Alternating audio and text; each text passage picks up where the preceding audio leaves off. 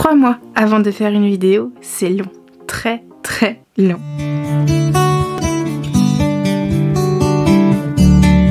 Coucou les amis, c'est moi Sophia, j'espère que vous allez bien. Je suis hyper heureuse de vous retrouver pour cette toute nouvelle vidéo et je sais que vous comme moi vous l'attendiez avec impatience parce qu'il s'agit, comme vous l'avez vu dans le titre, de mes dernières lectures numéro 22. Et comme je vous l'ai dit précédemment, ça fait 3 mois que j'essaye de faire cette vidéo juste avec les livres de fin mars, début avril. C'était une véritable catastrophe, je n'y arrivais absolument pas. Voilà. Je comprends pas pourquoi, mais cette vidéo était très dure à réaliser. Enfin, je vous propose qu'on commence tout de suite parce que mine de rien, il y a quand même pas mal de livres, en plus des papiers et des e-books. Voilà, sachant que j'ai pas lu quand même pendant tout le temps que j'ai pas réussi à tourner. J'avais beaucoup lu fin mars, début avril. Et là, c'est revenu petit à petit depuis ma vidéo, depuis un mois, je crois, 3 semaines, 2-3 semaines. Donc, je suis plutôt contente. Voilà.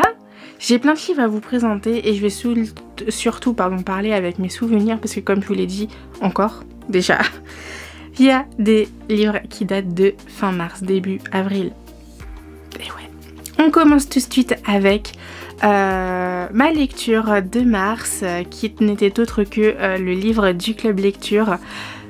Entre parenthèses, j'en profite pour remercier Valérie Féola d'avoir participé au live du club et d'avoir participé tout court au club lecture. Donc c'était vraiment très sympa. En plus le live était super chouette et hyper méga intéressant. Donc merci beaucoup à toi Valérie et je remercie également toutes les personnes qui ont participé au live et qui ont lu le livre avec moi durant le mois de mars. Donc merci à tous. Vous pouvez retrouver le live, vous pouvez le voir et le revoir, je voulais dire, mais je vous le mets dans le petit i et en barre d'infos histoire d'être sûr que vous ne le ratiez pas. Ce serait dommage de passer à côté. Et puis voilà.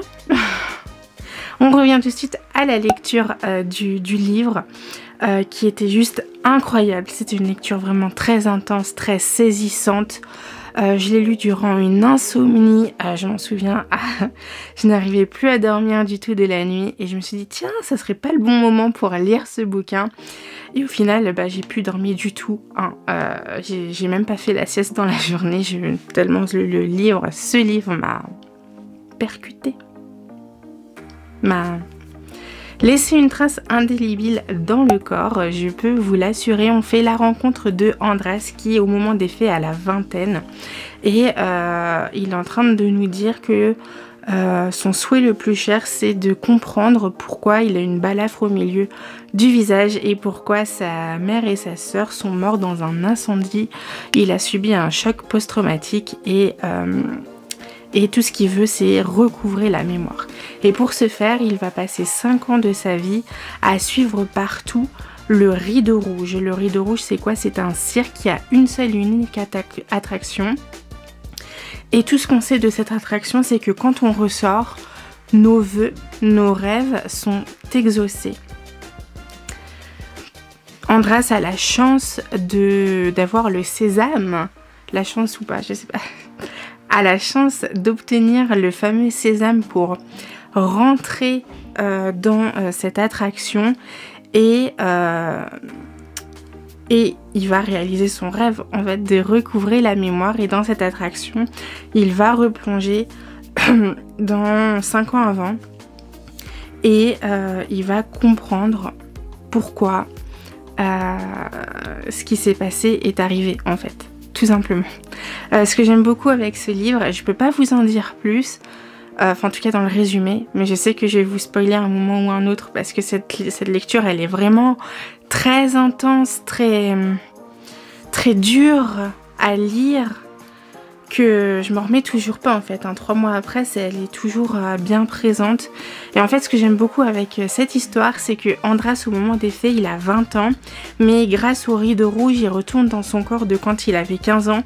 Mais il reste avec son esprit de la vingtaine, en fait, vous voyez. Et j'aime beaucoup ce genre de livres qui nous permettent de soit comprendre, soit tenter de changer le passé pour avoir un meilleur avenir ou tenter d'en avoir un meilleur sans trop changer les choses. Juste, il veut juste comprendre et peut-être réparer ce qu'il a mal fait pendant sa quinzaine, quoi, tout simplement. Et il va comprendre que sa mère, elle a eu une relation ultra douloureuse avec son père, qui l'a complètement abandonnée au moment de sa naissance, si je dis plus de bêtises, que c'était une femme battue et que pour se reconstruire, elle a dû comment dire, et pour se reconstruire, elle a fait appel à toute sa force et à toute sa volonté. Hein, on va dire ça comme ça, que son rêve le plus ultime c'était d'avoir des enfants et pas qu'un, et que pour en avoir, parce que malheureusement son mari lui a pris, en la battant très très fort, lui a pris ce qu'elle possédait de plus cher à ses yeux, et du coup elle a fait en sorte d'avoir un autre enfant en passant par la science tout simplement, par le médical. Il a compris ça, il a compris beaucoup de choses, il a compris que aussi sa mère, elle avait le droit d'aimer qui elle voulait, donc elle pouvait aimer soit un homme, soit une femme, que ça ne changeait pas, mais lui il le voyait pas comme ça à son époque parce qu'il avait le grand-père derrière, le grand-père qui est un combattant LGBT pour les autres, mais dès que ça touche son enfant unique en plus, eh bien c'était beaucoup plus compliqué à gérer, alors que sa femme, la grand-mère d'Andrasel, elle s'en foutait royalement. Enfin, voilà, mais du coup ça générait des tensions. Donc il était un peu sous la coupe du grand-père et il voulait pas que sa mère soit différente. Voilà, et en plus de ça, on a la personne un peu paranoïaque qui se croit avoir une mission divine en enlevant, en supprimant les personnes de la communauté LGBT, parce que c'est bien évidemment inadmissible pour elle d'avoir ce genre de personnes dans sa ville, dans son entourage, voilà. Donc c'est un livre très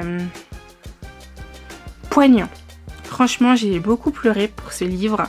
Et là encore, je maîtrise mes émotions, mais les souvenirs affluent et je me retiens, je vous assure, tellement ce livre était très très dur, mais très très beau. Parce que la plume de l'auteur était divine, mais elle était même royale. Je vous assure qu'elle l'a écrit très très bien. C'est un livre dans l'air du temps qui pose pas mal de questions, qui permet à l'esprit de s'ouvrir encore plus. C'était beau, c'est tout, c'était parfait en fait. J'ai juste ça à dire, lisez-le, parce que c'est une lecture qui va vous retourner l'esprit et va vous dire que la société est quand même cinglée, de pas accepter les gens tels qu'ils sont, alors qu'ils font rien de mal concrètement. Voilà, en fait. C'est tout. On passe à l'autre livre. Je disais donc, l'autre livre que j'ai lu, c'est Anne Rice. C'est Entretien avec un vampire de Anne Rice, et c'est un livre saisissant, incroyablement terrible. Ça se dit pas, mais c'est un livre terriblement terrible, malsain, pervers, mais d'une beauté sans nom, parce que dans ce livre, il y a plusieurs choses. Donc déjà, c'est l'histoire de Louis qui va s'entretenir avec un journaliste, ni plus ni moins. Et pendant toute une nuit, Louis va nous raconter sa vie en tant que mortel et sa vie en tant que vampire. Donc on va vraiment rentrer dans les pensées les plus intimes d'un homme qui a connu la mortalité et ensuite l'immortalité. C'est incroyable. Et au travers des yeux de Louis, on va se replonger dans une société qui est finie depuis longtemps, qui est encore toute proche de nous, mais qui est en même temps ultra dépassée. Et pourtant, quand je l'ai lu, j'ai l'impression d'avoir vécu à son époque.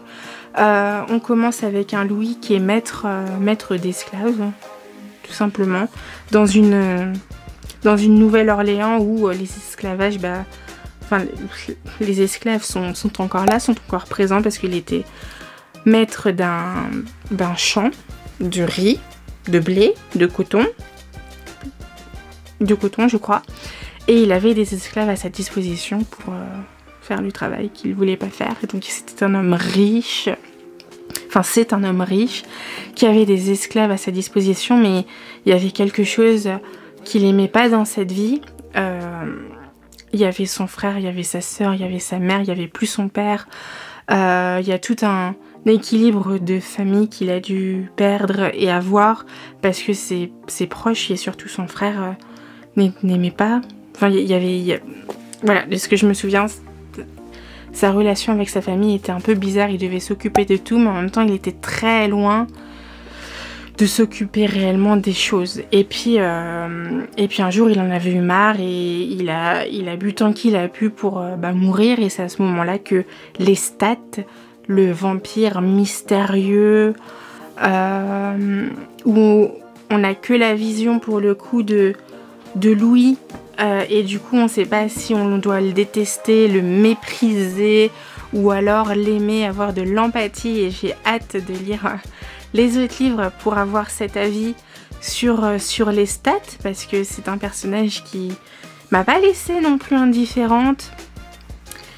Et Louis, enfin Lestat est arrivé à ce moment de la vie de Louis où il lui a offert l'éternité alors que lui il voulait juste en fait en finir. J'ai eu cette impression là quand je l'ai lu. Il y a ça, et puis du coup il est rentré forcément dans l'immortalité, dans le vampirisme, où pour survivre, il devait, c'était genre l'obligation ultime, boire du sang de mortel. Sauf que Louis, lui, il a jamais aimé trop ça, et il s'est beaucoup entêté à boire du sang d'animaux. Du sang des animaux, on va dire comme ça, et c'était beaucoup moins fort, beaucoup moins performant pour vivre longtemps et heureux, si je peux le dire comme ça. Et puis il y a un côté ultra pervers parce que surtout avec le fait que Louis et Lestat vont rencontrer Gloria. Gloria, c'est une jeune enfant qui pleure la mort de sa mère, et quand elle est arrivée dans leur vie, elle était vraiment très très triste. Elle avait 5 ans. Et Louis, il est tombé fou amoureux d'elle parce que il a compris sa douleur, sa détresse. Et en même temps, il y avait quelque chose d'insaisissable chez Gloria qu'il n'aurait jamais réussi vraiment à comprendre. Et même quand il a cru le comprendre, c'était trop tard. Et en fait, ils l'ont changée alors que c'était qu'une enfant, qu'elle avait que 5 ans, qu'elle était d'une beauté irrésistible, une beauté vraiment incroyable. Sauf que le problème de Gloria, c'est que son corps n'a pas grandi, elle est restée dans son corps de ses 5 ans d'enfant. Mais par contre, son esprit a commencé à évoluer, à avoir des pensées très adolescentes, puis pour atteindre son esprit de femme. Et c'était très compliqué à gérer, très bizarre aussi, très pervers. Et enfin voilà, c'était atroce.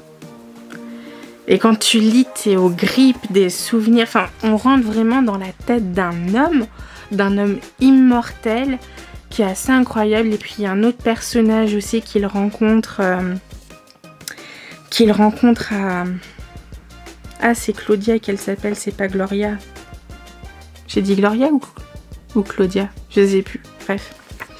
Et il y a un autre personnage qu'il rencontre aussi quand il est à Paris et qui lui a changé la vision du vampire, qui était aussi absolument incroyable, mais c'était assez...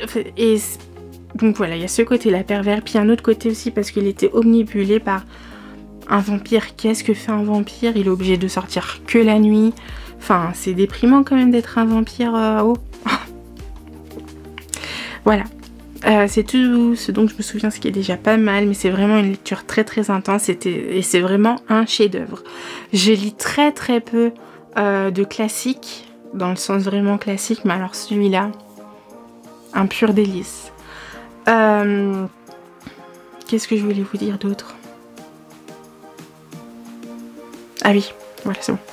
Et avec ce livre, j'ai eu vraiment la sensation de comprendre réellement ce qu'était un vampire. Et j'ai pas eu cette sensation quand j'ai commencé à lire mes livres de vampires comme Twilight ou je ne sais quel autre livre, qui se ressemblent tous d'ailleurs pour moi, mais bon, après j'ai plus suivi, tu vois. Et avec ce livre, j'ai vraiment eu la sensation incroyable de savoir ce qu'était un vampire et de connaître cette sensation d'immortalité. Enfin, c'était vraiment très très étrange et très très beau. Et juste plongez-vous dedans, quoi. Mais alors par contre, il vous faut la journée ou le week-end. Et que personne ne dérange. Parce que c'est vraiment une lecture dont on ne peut pas se détacher quand on le lit. Je vous assure. Moi, j'ai dû me prendre une journée entière de 7h à minuit carrément pour le lire. Parce que je pouvais pas m'en détacher. Et si quelqu'un osait m'appeler, je montrais les dents. Vraiment. J'étais devenue en mode agressive. Genre, lâchez-moi, je n'existe plus. Laissez-moi avec Louis, s'il vous plaît. Vraiment, un livre incroyable. Juste, si vous avez genre un classique à lire dans votre vie, c'est celui-là, je pense. Selon moi. Mais bon, voilà, c'est tout. Go. Ensuite, on va rester... j'ai lu une BD, la seule et l'unique de cette vidéo, qui s'appelle Un monde terrible et beau, de Eleanor Davis, et c'est une BD publiée chez Gallimard. C'est un livre que j'ai commandé à Noël, tranquillement, parce que la couverture m'a juste plu, et je voulais savoir qu'est-ce qui se cachait derrière ce livre. J'ai pas prêté attention au résumé, clairement. Mais c'est un livre qui nous raconte l'histoire de d'Anna, pardon. Pourquoi Johanna? J'invente des noms aujourd'hui. De Anna et Johnny, et leur seul rêve, c'est de vivre en autonomie, c'est-à-dire de créer leurs propres légumes, leurs propres produits, de vivre dans une maison qu'ils ont fait eux-mêmes, et surtout leur rêve ultime, c'est d'avoir un enfant. Le seul problème dans ces rêves, c'est que Johnny il n'a pas de travail, que Anna elle est seule à subvenir à leurs besoins parce qu'elle travaille en tant qu'aide aux personnes âgées, et donc elle va tous les matins, enfin voilà, elle va aider les personnes âgées dont elle s'occupe. Et en même temps, c'est une militante, et à chaque manifestation pour les libertés, des droits de l'homme, avec un grand H, et pour l'environnement, elle est présente, par exemple. Au moins ça, c'est déjà bien. Mais la question qu'elle se pose, et au travers de cet optimisme, parce qu'elle est quand même optimiste, elle pense que plus le peuple va se battre, plus le peuple va donner au gouvernement ce qu'il pense être juste, c'est-à-dire s'occuper de l'environnement et arrêter d'être dans un état policier où maintenant tout se règle par la police, et qu'il n'y a plus de justice en elle-même. Et bien elle se demande si ça vaut réellement le coup d'avoir un enfant, sachant que c'est son rêve ultime, mais ce qu'elle perçoit de son environnement, ça la fait douter. Qu'est-ce que réellement elle va laisser à son enfant?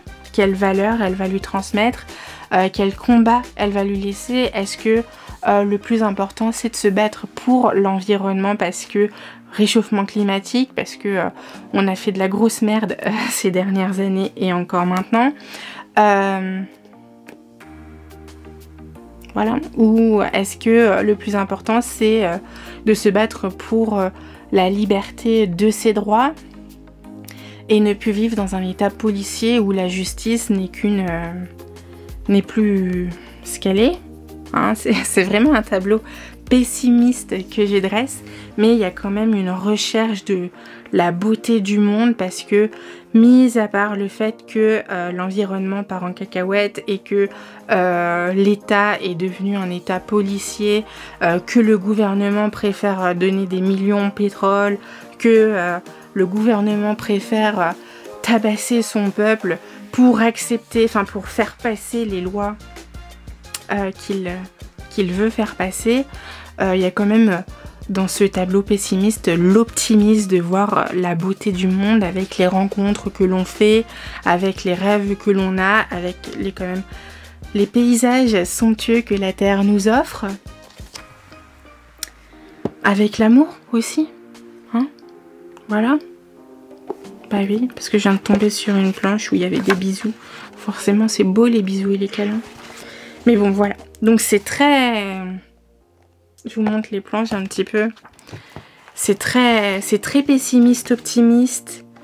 Voilà. Mais voilà, c'est une histoire très très actuelle que j'ai beaucoup appréciée et que j'ai lue juste après Entretien à un vampire. Et ce qui était très bizarre, c'est qu'on avait deux sociétés qui n'étaient pas dans les mêmes délires et qui se confondent comme ça un peu. Vous voyez ce que je veux dire ou pas? Et c'était très bizarre de lire ça du coup sur coup entre notre époque actuelle et celle de Louis qui est pas du tout dans ses préoccupations. Enfin voilà, c'était ma BD du jour que je vous recommande si vous voulez avoir un regard nouveau sur notre actualité, en tout cas l'actualité des derniers mois. Voilà, je vous laisse ça. Ensuite, j'ai lu la saga, pour l'instant elle n'est pas finie, mais j'ai lu la duologie, on va dire pour le moment, qui m'a plongée dans ma panne de lecture. Oui. Ouais. À la base, les livres là que je vais vous montrer, je voulais pas vous les montrer dans cette vidéo, et je me suis dit que j'allais faire, comme Emma et Louis d'ailleurs, une vidéo spéciale pour ces livres tellement j'étais énervée, et j'ai fait une vidéo spéciale pour le coup pour Romance et Nouvelle Vague de Arnaud Catherine. Le problème c'est que dans ma vidéo j'étais tellement énervée contre l'auteur, contre les personnages, que du coup j'ai préféré attendre pour être moins énervée. Sauf que à chaque fois que je vois ce titre, cette couverture, j'ai déjà très très envie de pleurer. Et ensuite j'ai envie d'étriper toute la terre entière parce que c'est un coup dur pour moi. Je vous assure. Donc bref, toute l'histoire commence au fait que un jour, je m'étais promenée dans ma librairie et je vois la suite. Et ce qui est très bizarre, c'est que je l'avais pas vu sur les réseaux. Genre, il n'y avait pas eu de communication sur la suite d'un nouveau... de la suite de Vince, en fait, et d'Octave. Et j'avais pas vu. Et quand je le vois, forcément, je suis obligée de sauter dessus. Et je me dis, ah, enfin! Et donc, dans le week-end qui a suivi ma petite promenade à la librairie, je me suis dit, je vais refaire Romance pour ensuite me plonger dans les nouvelles aventures. Donc, j'ai refait Romance. Et Romance, bah, sans surprise, hein, c'était une très très bonne relecture. J'ai adoré ma relecture. J'avais déjà aimé la première fois que je l'ai lu. Parce que, je sais même plus... Il y a tellement de choses avec ce livre. J'aime tellement Vin, j'aime tellement Octave et leur rencontre en tant qu'amoureux et pas en tant qu'amis. Par contre, la fin, elle est d'une... La fin est tellement dramatique et d'une puissance émotionnelle sans nom que peu importe que je la relis tout de suite ou demain, je pleurerai toujours à cette fin qui est incroyablement... triste quoi, et je trouve ça bien en fait pour une lecture ado que finalement tout ne se finit pas toujours bien en fait, et du coup mais là c'était trop dans le drama, il y avait trop trop de sentiments, d'émotions négatives à chaque fois que je la lis. Je suis sur les fesses tellement elle me brise en 1000 morceaux, je vous assure. Mais bon, c'était confiante, un peu triste du coup de cette fin terrible et confiante dans la suite. J'avais espoir que ce que j'avais pensé quand j'avais fini la première fois romance, je me suis dit l'auteur il va nous faire une duologie et il va nous remettre ensemble Octave. Et si vous voulez, je suis en train de vous dire que c'est bien que finalement pour un roman jeunesse tout ne se finit pas bien, mais là c'était chaotique. Là j'étais dans une... J'étais déçue parce que j'avais pour une fois imaginé quelque chose sur une suite et je me suis dit ça sera une duologie, c'est sûr. Ils vont se prendre un peu la tête mais ils vont se retrouver, ils vont redevenir d'abord amis et ensuite ça va être le grand amour plus puissant que jamais. Et non, ça s'est pas passé comme ça. Je suis à la fois déçue, frustrée de ça. Je le touche, mais ça me brûle un peu, je vous assure. C'est genre le livre du feu, vous savez, tellement ça. C'est parce que ce livre a réussi l'exploit à me plonger dans une panne de lecture incroyable. Et ça faisait longtemps que ça ne m'était pas arrivé, franchement.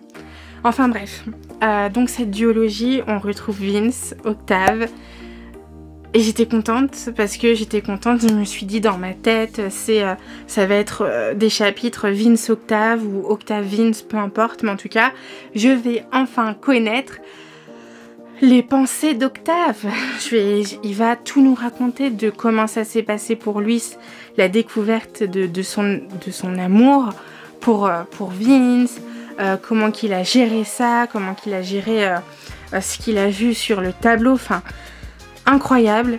Et en fait ça s'est pas passé comme ça, je n'ai pas compris le délire et je ne comprends toujours pas le délire, ce qui me permet d'en parler un peu avec le sourire mais toujours avec l'envie d'étriper l'auteur, hein, on va pas se le cacher.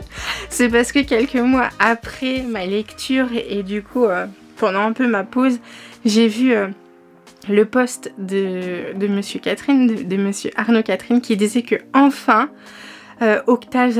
Octave avait commencé à s'ouvrir à lui et que du coup dans le 3e tome, eh bien on allait avoir du Octave et du coup ça m'a remis en joie parce que je me suis dit enfin bref, dans ce tome on retrouve Vince qui va nous dire dès les premières pages qu'il a repris un peu du poil de la bête, que ça y est, sa rupture dramatique et aussi bouleversante soit-elle, ne lui faisait plus trop mal et que moins il pensait à Octave, mieux ça allait. Et d'ailleurs, pour l'aider, il va rencontrer Misha qui est un libraire, un employé même de sa mère, parce que sa mère est libraire. Et elle tient la librairie avec sa meilleure amie, qui n'est autre que la mère d'Octave. On passe les détails. Et du coup, ils vont se lier d'amitié avec Misha. Et ils vont même tomber amoureux, hein, très clairement. Misha, c'est qui? C'est un garçon, c'est une personne transgenre. Et c'était donc une fille qui est devenue garçon. Donc elle est arrivée lui-même en fait, hein, tout simplement. Et qui est gay, du coup, parce qu'il aime les hommes. Voilà, tranquille. Voilà qui est Misha. Et tout va très bien se passer entre eux. Bon, c'est super. Voilà, il va nous raconter ça aussi. Il va nous raconter qu'il a envie de retrouver son père parce qu'il a besoin d'en apprendre plus sur lui et donc il connaît les origines de sa mère. Maintenant, il veut connaître les origines de son père, donc très bien. Et je lis tranquillement les pages concernant Vince avec Misha, tout ça, tout ce qui se passe, son travail à la librairie parce que pour lui, il vient de quitter le lycée, du coup il va rentrer en fac et il cherche un petit job d'été et sa mère va l'embaucher, voilà. Et après c'est là où j'ai pas compris, Vince s'arrête de parler et là on fait la rencontre de Marilyn. Et Marilyn, elle nous raconte tranquillement sa vie jusqu'à nous dire qu'elle est tombée follement amoureuse d'Octave. Et moi j'ai envie de vous dire, qu'est-ce que j'en ai à faire?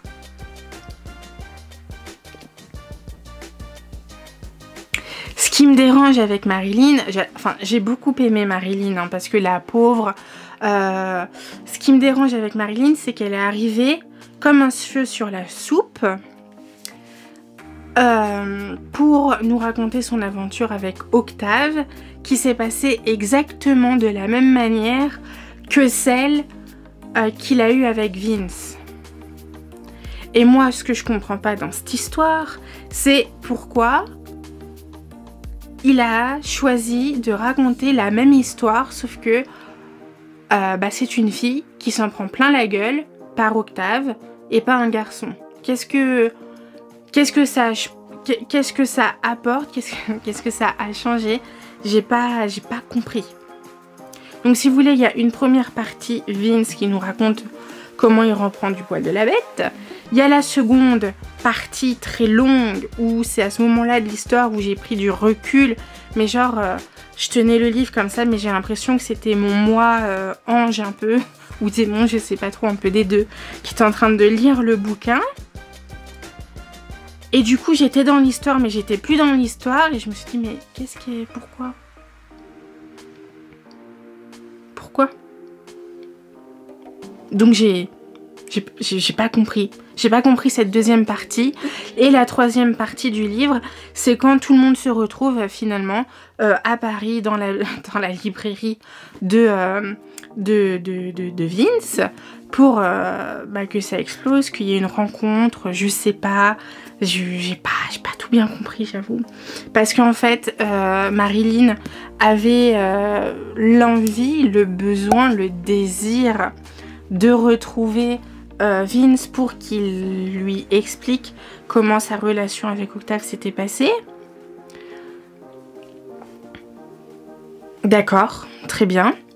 Et en même temps, il y a Octave qui est revenu à Paris chez sa mère pour s'expliquer avec Vince, mais il a été très mal reçu, ce qu'on peut comprendre, hein, forcément. Et cette retrouvaille, moi, entre Vince et Octave, je l'attendais avec impatience, mais elle a été gâchée un peu par Marilyn. Enfin, j'ai pas compris l'arrivée de ce personnage Marilyn qui nous raconte exactement la même chose que Vince, en fait. Voilà. Ça déjà, ça m'a beaucoup déçue. Ensuite, ce qui m'a un peu embêtée aussi, c'est que Misha, dans les premières pages, donc c'est ce que je me souviens, hein, parce que je l'ai lu début avril, fin mars, il arrêtait pas de répéter qu'il était trans. Mais on l'a compris la première fois. Donc voilà. C'est très bien, hein, mais une fois ça a suffi parce qu'on l'a compris. Peut-être deux fois aller pour... réexpliquer toute son histoire, mais une ou deux fois ça suffit, c'était pas non plus obligé de... Voilà. Mais après c'est que mon avis. J'étais très contente, j'aime beaucoup Misha en plus. Très gentil, très chouette. Bref, voilà.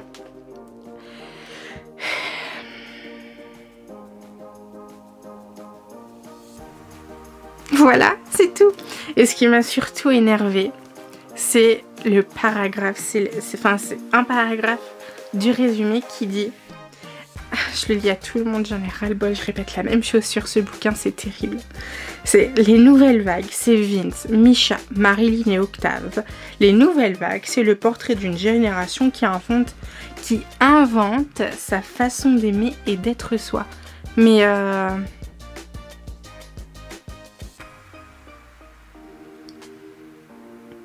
moi, j'ai pas compris ce passage. Je vous assure, hein, plus j'essaye de le décortiquer, de l'analyser, moins je le comprends. Quelle est la nouvelle façon d'aimer? Je veux dire, t'aimes une personne, toujours de base, qu'elle soit... que ce soit un homme ou une femme, tu l'aimes. Je veux dire... ou j'ai pas compris.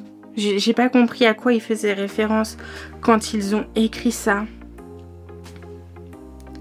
Après, est-ce qu'il faisait référence à la lâcheté d'Octave?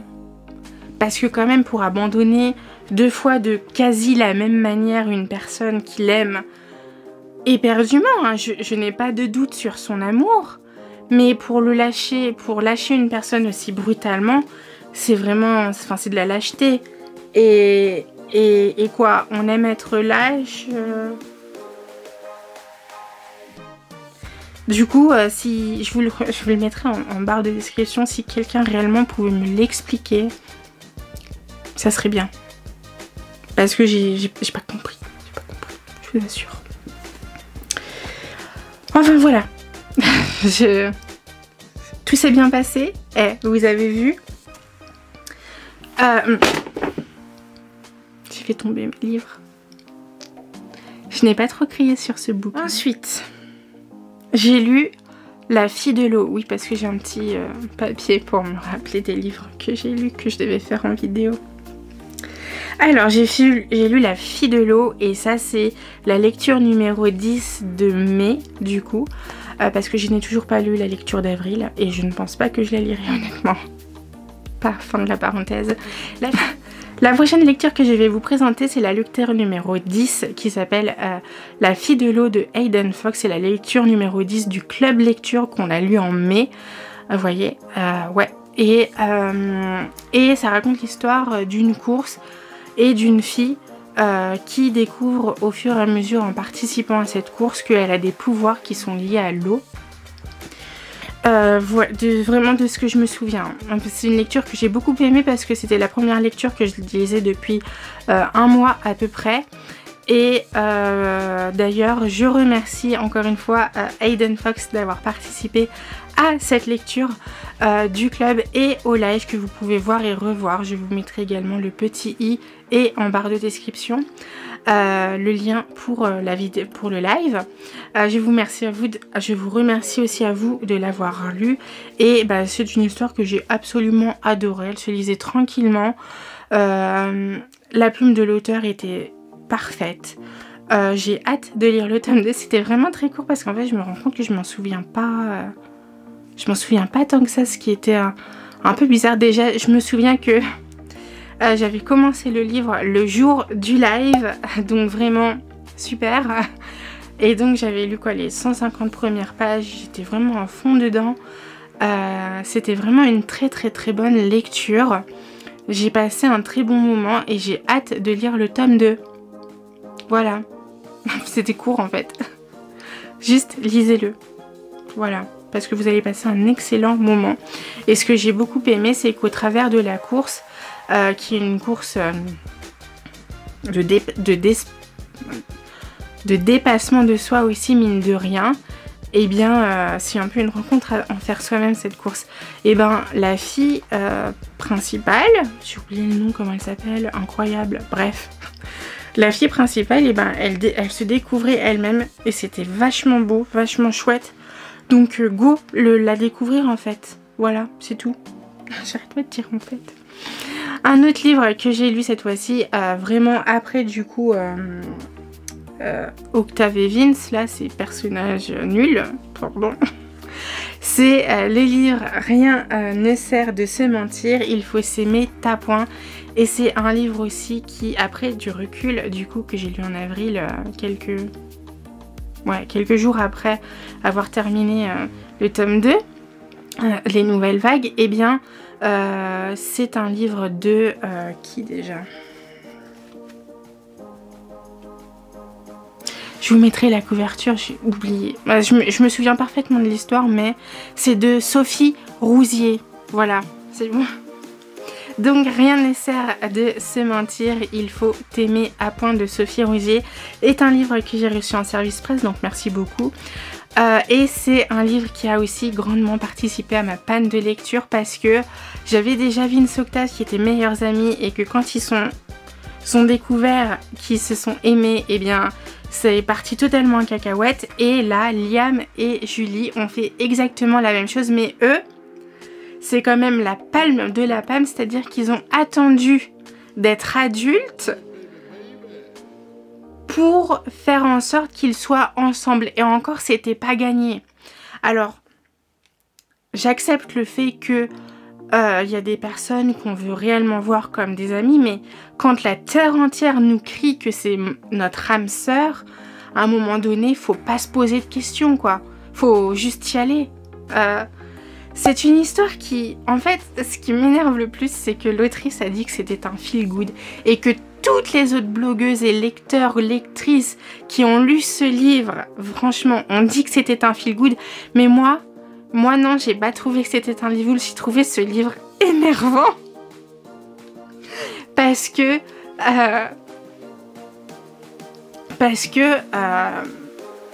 qu'ils ont rien compris l'un à l'autre et qu'ils se sont fait du mal bêtement.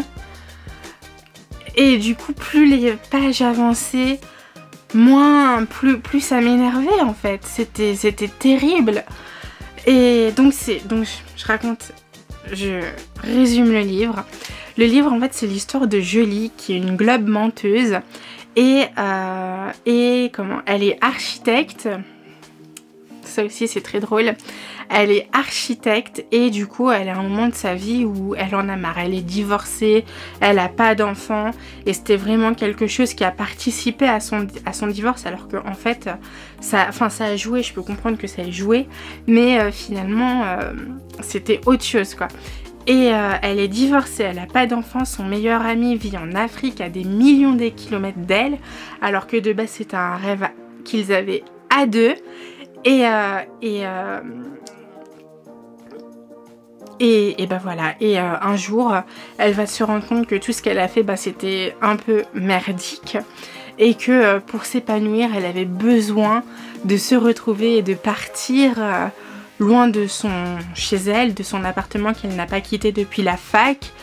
Et voilà, je dis c'est une globe menteuse parce que ça c'est un élément très drôle de l'histoire.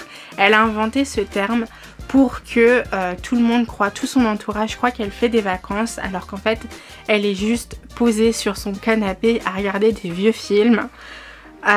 J'ai beaucoup aimé parce que c'est un truc qui a pris de l'ampleur. En plus il y avait un petit groupe qui envoyait des cartes postales, des mails de « Oh c'est trop bien ce qu'on fait là-haut » alors qu'en fait ils sont juste chez eux tranquillement ou dans un autre endroit mais toujours en France. Incroyable.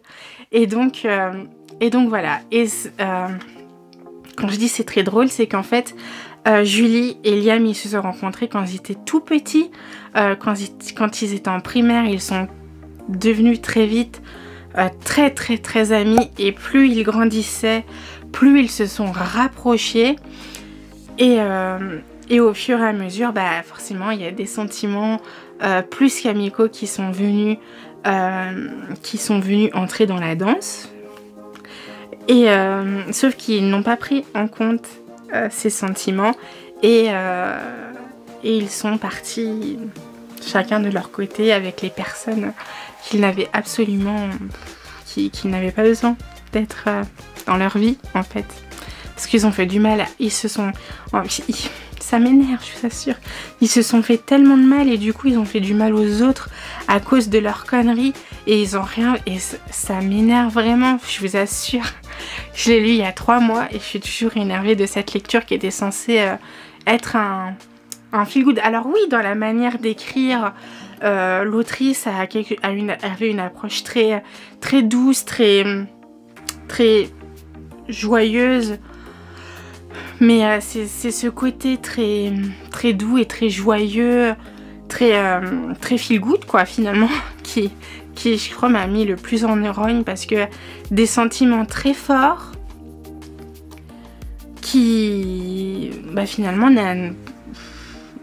tu vois, est-ce que vous comprenez ce que je dis parce que moi-même je suis perdue dans mes souvenirs et j'ai un peu de mal à me retrouver mais je sais que voilà. Ce qui me reste de cette lecture, alors j'ai passé un très bon moment parce que voilà, parce que c'était quand même une bonne lecture mais j'ai quand même un sentiment d'énervement puissant et à chaque fois que je pense à eux j'ai envie de les étriper parce qu'ils ont été incapables de vivre heureux au moment où ils le pouvaient en fait. Et ce qui m'a le plus énervé c'est qu'à un moment du livre il y a Julie qui est en train de te dire je crois qu'il faut qu'on arrête d'être tout le temps l'un sur l'autre parce que même s'ils sont à des milliers de kilomètres, ils sont l'un sur l'autre quand même, incroyable. Et vraiment, ils peuvent pas se passer l'un de l'autre, c'est un truc de dingue. Mais personne n'a compris en fait. Enfin, personne, eux n'ont pas compris. À un moment, Julie, donc, elle est en train de ressasser ses souvenirs. Elle lui dit, je crois que ça serait mieux qu'on arrête de se voir autant, d'être autant l'un sur l'autre et tout. Et là, il y a Liam qui pète un câble et qui lui dit, non mais tu te fous de ma gueule, moi ça fait 150 ans que je t'attends. Et ça fait 150 ans que tu m'as mis de côté. Et moi, je veux juste être près de toi. Et en fait, c'est incroyable parce que il a osé lui reprocher des choses alors que elle avait 1 million de choses à lui reprocher. Et elle l'a jamais fait. Je comprends pas. Ça m'énerve. Voilà, c'est tout. Fin de l'histoire. Parce que ça m'énerve.